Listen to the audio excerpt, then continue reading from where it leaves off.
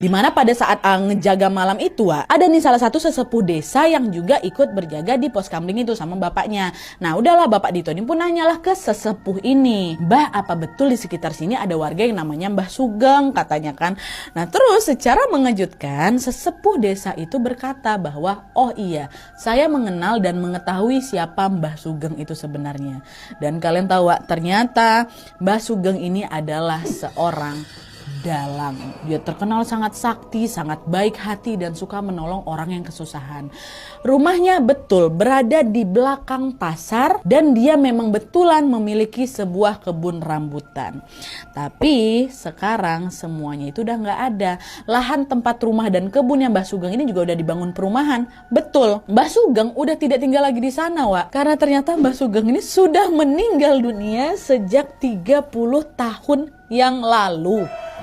Nah, itulah kenapa pas bule sama Om Joko ini mencari alamatnya nggak ada satu orang pun yang tahu tentang Mbah Sugeng. Orang Mbah Sugeng udah meninggal berpuluh-puluh tahun yang lalu kok. Udah meninggal Mbah Sugeng, wah ya Allah. Dan di situ Dito juga cerita kalau Mbah Sugeng ini punya anak laki-laki namanya Pak Bimo.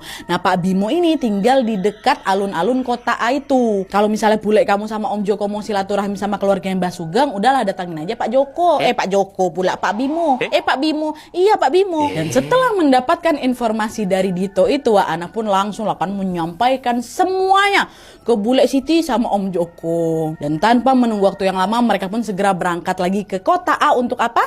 Untuk mendatangi rumah kediamannya Pak Bimo. Dan alhamdulillahnya, alamat rumah Pak Bimo ini mudah ditemukan gitu loh. Bisa nih ketemuan sama anaknya Pak Sugeng. Dan setelah mereka bertemu langsung dengan Pak Bimo, Bule Siti dan Om Joko pun langsung menceritakan maksud kedatangan mereka ke sana. Bule bercerita lawak tentang Mbah Sugeng yang telah membantu menghidupkan kembali warung makan mereka yang sempat sepi itu. Nah, mendengar hal itu antara percaya nggak percaya dengan cerita itu, Pak Bimo ini cuma nanya, emang benar yang datang ke warung kalian itu bapak saya, Mbah Sugeng? Loh ya betul Pak, beliau datang ke warung kami 2 kali tapi kan ayah saya sudah meninggal 30 tahun yang lalu Bu, gak mungkin toh ayah saya bisa datang ke sana. Nah awalnya kami juga gak tahu Pak, kami bahkan sempat loh datangin alamat yang beliau kasih itu tapi gak ketemu. Loh Bapak pikir aja kami dapat alamat itu dari mana? Dari situlah baru kami dapat kabar kalau ternyata Mbah Sugeng sudah meninggal dunia sejak lama. Tapi gimana pun ceritanya Pak, saya sama istri saya tetap mau mengucapkan terima kasih ke Mbah Sugeng. Dan kalau boleh nun sewu, kami minta izin diantarkan ke makamnya Mbah Sugeng. Nah Pak Bimo yang masih ragu dengan cerita Bule Siti ini pun akhirnya memilih untuk tidak mengizinkan mereka mendatangi makam ayahnya. Karena Pak Bimo ini masih skeptis, Wak. Secara mereka orang